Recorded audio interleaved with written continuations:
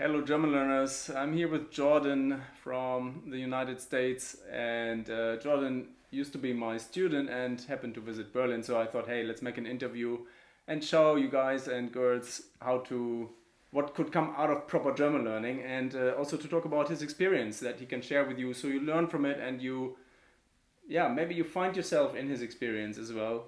And maybe Jordan has a couple of tips for overcoming the problems that many learners have.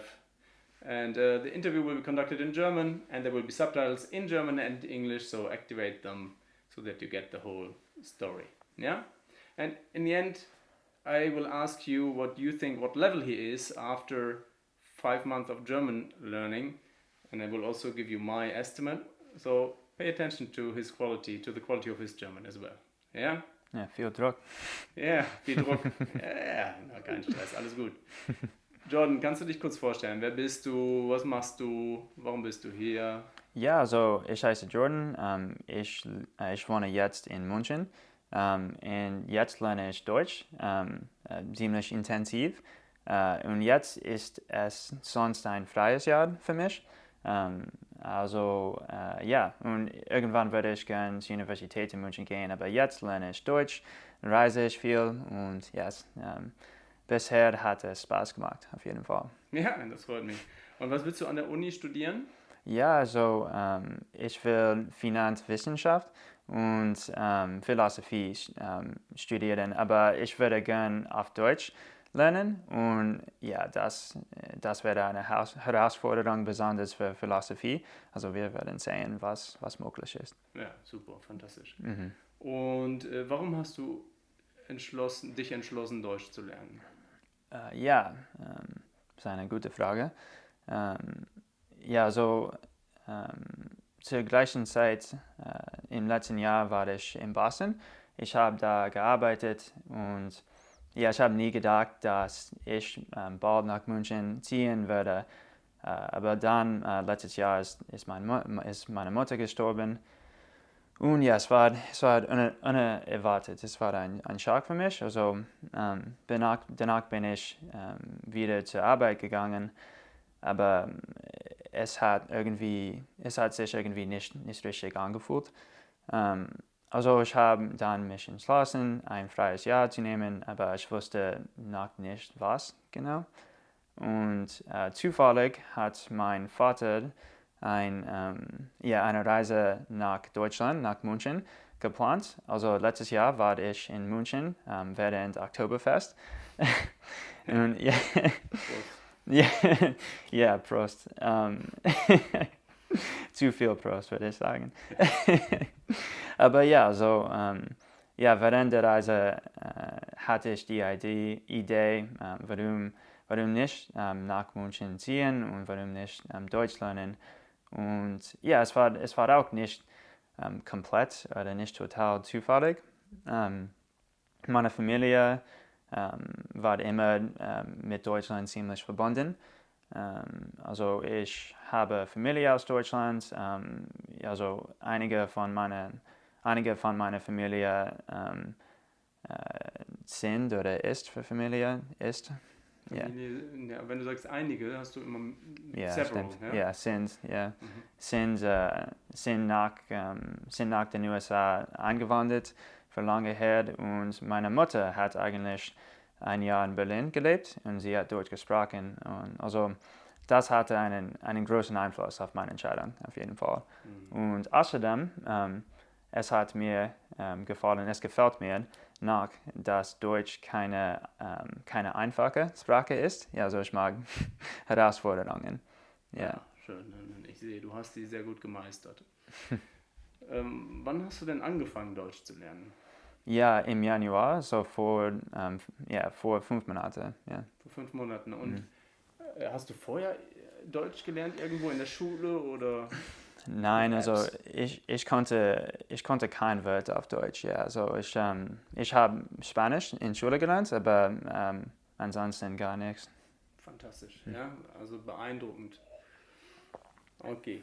Und wie viele Stunden hast du jeden Tag Deutsch gelernt? Ja, ungefähr. Also mit meinem Computer oder in die Bibliothek ungefähr 3 oder 4 Stunden. Aber ich habe immer versucht, ja, also Dinge zu machen, die mich mit Deutsch lernen helfen würden. Ja, und also zum Beispiel, ich bin immer zu Sprachaustauschen gegangen. Und ja, ich wohne in Deutschland, ich lebe in Deutschland, also das macht es einfacher. Auf jeden Fall, ich kann in ein Restaurant gehen und ja, auf Deutsch bestellen, aber richtig studieren, 3 oder 4 Stunden pro Tag. Ja. Fantastisch. Und womit hattest du am meisten Probleme beim Lernen? Ja, also es ist immer schwierig, mit Muttersprachlern zu sprechen, besonders am Anfang. Es ist so peinlich und es ist eigentlich viel schwieriger mit Muttersprachlern als mit anderen deutschen Lernenden. Ja. Und ja, also ihr Deutsch ist offenbar perfekt und sie sprechen so schnell. Und ja, ich konnte meine Fälle hören und es war peinlich. Und ja, das war am schwierigsten, würde ich sagen. Aber es war auch am wichtigsten. Also, ja. Und wie hast du dieses Problem gelöst? Ja, also ich habe einfach immer versucht, die Sprache zu benutzen, trotz dass es peinlich war. Und ja, für mich, ich habe versucht, immer motiviert zu sein und nicht entmutig. Ja, ich würde sagen, je mehr man versucht, desto einfacher es wird. Und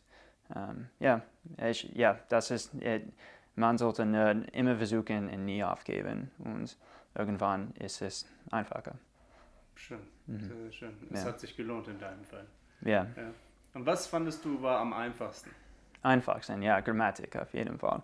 Also das ist, man kann das immer mit einem Computer in die Bibliothek machen und es ist logisch und deine Videos war wirklich hilfreich auf jeden Fall. Und ja, ich habe das am leichtesten gefunden. Und ich kann das noch immer gucken. Ja, also ich habe was vergessen, ich schaue es nach und ja, einfach. Ja, Grammatik ist aber auch gefährlich, weil es so einfach ist. Denken Leute, ich lerne viel Grammatik. Das Problem ist aber, dass wenn ich viel Grammatik kenne, dass ich nicht automatisch besser spreche. So, man muss es wirklich implementieren und das haben wir mit dem Online-Kurs gemacht und dem Unterricht. Genau. Ne? Und mit Konversationstraining. So, es ist wirklich der Mix, der am Ende... Ja, und es ist, genau. Und es ist ein gemütlicher, nur mit einem Computer zu lernen und Grammatik zu lernen, aber es ist wichtiger, nach meiner Erfahrung zumindest, eigentlich die Sprache zu benutzen. Ja. Und natürlich hast du mit uns gearbeitet, ne? Mit mir, mit dem Online-Kurs, mit Pina, deiner Konversationstrainerin. Ja. Aber du hast noch mit anderen Leuten gesprochen und gearbeitet. Wie war das? Wer war das? Wie hast du die gefunden?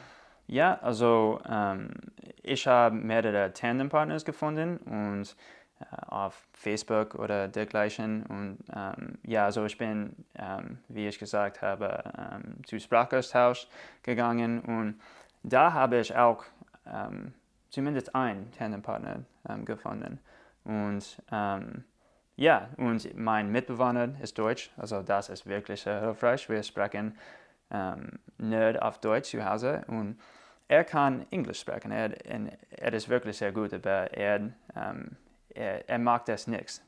Und das ist sehr hilfreich, super. Auf jeden Fall. Ja, es ist auch fantastisch, wenn jemand so viel Geduld hat und so hilfsbereit ist. Super. Ja. Und wie viele Tandempartner hast du gehabt am Ende? Jetzt habe ich 4, glaube ich. Ja. 4, Wahnsinn. Ja. Ja. Und du hast gesagt, ihr seid mittlerweile befreundet. Ja, genau. Also zuerst ist es nur ein Treffen und ja, um die Sprachen zu üben. Aber irgendwann ist es nicht immer der Fall, aber wenn so, ja, irgendwann wird es, also ihr macht etwas in die Stadt oder ja, allmählich wird es in etwas anders, ja. Ja, fantastisch. Das ist die ideale Version, ne? Ja, Wenn man genau. viele Tandempartner hat, dass dann vielleicht 1, 2 Freunde daraus Ja. resultieren. Das wäre ideal. Ja, ne? Und du hast die Zeit gehabt, Tandempartner zu suchen und mit denen zu arbeiten. Also super. Genau. Und ich würde sagen, dass es ein großer Vorteil ist, Englisch zu sprechen. Also die Deutschen wollen immer Englisch zu lernen und die Deutschen wollen immer Englisch lernen und Englisch üben. Und ja, es ist nicht schwierig, einen Tandempartner zu finden. Ja, wenn man Englisch als Muttersprachler spricht, ist es nicht so einfach. Manchmal zum Beispiel viele indische Lerner haben das Problem, dass die Deutschen nicht unbedingt indisches Englisch lernen wollen, was manchmal anders ist als das American English oder UK English oder Australian English oder New Zealand English. So ist nicht jedes Englisch ist gleich populär, aber auch Arabisch oder Kiswahili, man kann dort Leute finden. Ne? Und das Interessante ist ja, wenn jemand deine Sprache lernen will, interessiert er oder sie sich ja auch für deine Kultur. Ja. Und dann hast du schon eine Connection. Ja, und das ist natürlich super. Also wenn du die Zeit hast, Tandempartner zu suchen und zu finden und auszuprobieren, go for it, mach es. Ja? Am Ende hast du vielleicht 1 oder 2, mit denen du klickst. Ja. Und das ist das, was zählt. Auch bei Lehrern oder bei Konversationstrainern, es muss klicken irgendwann. Ja. Nicht instantly, das ist schön, aber so nach 2, 3, 4 Sessions musst du irgendwie ein Gefühl haben, ich vertraue dieser Person und ich möchte diese Person treffen. Ja, und ja, wie du viele Male gesagt hast, also es ist auch nach ihr eine Beziehung habt, also es ist einfacher zu sprechen. Also wenn ihr eine Beziehung habt, ja, es ist einfacher zu sprechen, also viel einfacher als mit einem Fremden zum Beispiel. Ja, und es ist nicht mehr so gekünstelt, das heißt, es ist natürlich. Ja? Man spricht über Themen, die einen interessieren und nicht, okay, lass uns heute mal über Kinderessen, zu viel Süßigkeiten sprechen. Ja. Es ist ein bisschen, wir sagen, an den Haaren herbeigezogen, so wie in einer B1-Prüfung. Ja? Da muss man über dieses Thema sprechen. Was interessiert mich, ob Kinder viele Süßigkeiten essen? Ja? Genau, super. Und was ist wie fühlst du dich heute mit deinem Deutsch? Ja, also es konnte immer besser sein, auf jeden Fall. Und es gibt immer noch viel zu lernen. Und ich will bestimmt meine Aussprache verbessern. Aber trotzdem fühle ich mich ziemlich wohl mit meinem Deutsch. Und ja, also es ist bestimmt ganz anders als am Anfang. Und also zum Beispiel diese Woche habe ich mit einer deutschen Familie gewohnt. Und ja, wir haben die ganze Woche nicht auf Deutsch gesprochen. Und das war gar nicht möglich, total unmöglich vor 5 Monaten. Also das ist wirklich spannend und deswegen fühle ich mich ziemlich gut. Aber ich bin meistens zufrieden, aber nicht ganz, auf jeden Fall. Ich will mein Deutsch weiter verbessern. Ja, ein bisschen Unzufriedenheit ist ein guter Motor für weiteres Lernen, ne? Ja, ich würde sagen. Was ist dein nächstes Ziel? Nächstes Ziel? Regarding German, also Deutsch, bezogen auf Deutsch. Ja, also mein nächstes Ziel ist B1-Prüfung in August. B1-Prüfung? Genau. Die hast du schon gemacht? No, B1, B2, ja, genau. So, by the way, wie war deine B1-Prüfung? Ja, es war gut. Ja, also wir haben zusammen viel vorbereitet und ja, es war gut, es war interessant. Ich brauchte, also ich glaube 60%. Genau. Ja, und ich habe 4 oder 95 geschafft. Prozent, ja, genau. Also es war nicht besonders schwierig, würde ich sagen. Ja. Wow. Ja, also Chapeau, 95% ist outstanding, sagt man so schön. Yeah. Auf Deutsch herausragend. Like really ja, wie sagt man herausragend? Reaching out or sticking out. Ja? Okay. So. Wie Pinocchio mit den Man Nase? man kann sagen, eine Nase ragt Nase, aus dem ja. Gesicht heraus, aber es ist mehr so für einen Felsen zum Beispiel. Du hast eine flache Wand und dann hast du einen Fels, der ragt heraus. Ich habe das englische Wort fehlt mir. Outstanding ist eigentlich Okay, sehr nah an dem. Ja, cool. ja, Ja. fantastisch. Ja, 95%. Und jetzt willst du die B1-Prüfung machen im August, B2-Prüfung machen im August. Ja. Genau, ja. Ja, und also das ist mein nächstes Ziel und ich lerne nach bis dann und ja. Und dann ist auch gut. Ja, und dann mache ich eine Pause, glaube ich, zumindest von den Prüfungen. Also ich spreche wieder oder weiter auf Deutsch natürlich, aber ich glaube, dass danach wird es wahrscheinlich nicht nötig sein, mehr mit Lehrbüchern und dergleichen zu lernen. Also, Wobei, wenn du studieren willst, kann es sein, dass du eine C1-Prüfung zeigen musst. Das hängt davon ab, ja, wo du studierst und genau. was du studierst. So, vielleicht macht es noch ein bisschen Sinn, aber Ja. ich sehe kein Problem. Ja, ich habe schon geguckt, es kommt darauf an, die Programm, ja, Es kommt auf das Programm das an. Programm, ja. Und also manchmal braucht man nur B2, aber manchmal C1 auch. Also wir werden sehen. Ja, aber either way, also egal was man braucht, für dich kein Problem. Ja. Hast du abschließend vielleicht noch 1, 2 Tipps für Deutschlerner, wie sie mit ihren Problemen klarkommen können oder worauf sie achten sollen, damit sie eine bessere Erfahrung haben mit dem Deutschlernen? Ich würde sagen, dass es am wichtigsten ist, nie aufzugeben. Und am Anfang scheint es unmöglich. Für mich zuerst hat es sich angefühlt, als würde ich gegen eine Wand rennen. Und ja, ich werde versuchen, was zu sagen und mein Gehirn hat einfach nicht mitgespielt. Aber ich habe nie aufgegeben und es ist möglich für alle. Und das ist am wichtigsten, also immer versuchen. Also es ist möglich, Deutsch zu lernen, oder Genau. ist es möglich, irgendwann, Ja, genau. macht es Klick und dann spricht man Deutsch. Trotz wie hart es scheint am Anfang, ist das, kann ich das sagen? Ja, so egal wie hart. Ja, egal es wie scheint. hart, ja. Egal wie hart es scheint. Ja, egal wie hart es scheint am Anfang, ist das möglich. Mhm. Ja, super. Ja, danke schön. Ja, bitteschön. John, herzlichen Dank. Es war ein Vergnügen, mit dir zu arbeiten und ich bin froh, dass du jetzt selbstständig lernen kannst. Ja, das war mein Ziel und sollte immer das Ziel sein von jedem Lehrer, den Schüler möglichst schnell in die Selbstständigkeit zu begleiten.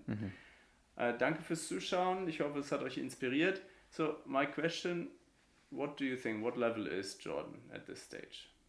Yeah, he has taken the B1 exam, but maybe you have an idea. I would clearly say that is already a very smooth B2 level, at least orally, but I'm also pretty sure from what I've seen he has produced in written form that Jordan will ace the B2 exam as well. Yeah, so I hope it inspires you. Jordan is a bit of an exception. In the last 20 years I've met only very few people who have learned that fast, but don't despair. The good news here is that if you learn German in the proper way, in a structured way, and also listen to his advice, which I find very precious, you can learn German way better than you think, and maybe way better than others make you think. Yeah? A fantastic achievement. I'm impressed and I'm happy. This is why I actually decided to create Smarter German and to also keep working on it until I die. Yeah. So I thank you very, very much. Vielen, vielen Dank. Und ich bin gespannt auf deine B2-Prüfung und deine weitere Karriere. Also ich hatte einen guten Lehrer, also danke dir. Ja, ich hatte einen exzellenten Schüler. Ja, danke dir. Super. Okay. Du hattest gute Lehrer. 2 davon. Lehrer, Danke auch an Pina. Pina war... das kann ich auch wirklich empfehlen. Also ich habe was ist der Name davor? Konversationstrainer, ja. Genau, ja. Und Pina ist wirklich hilfreich, aber das in general, das im Allgemeinen ist eine gute Idee. Ja, es war wirklich hilfreich. Ja. Ja. Das gibt es nur bei Smarter German. Den Begriff Konversationstrainer kennt sonst keiner. Aber we will establish that. Ja. Ja. Okay, Dankeschön und eine schöne Zeit und ja, bis bald. Ja, danke. Bis bald. Und bis bald. Tschüss. Passt auf euch auf.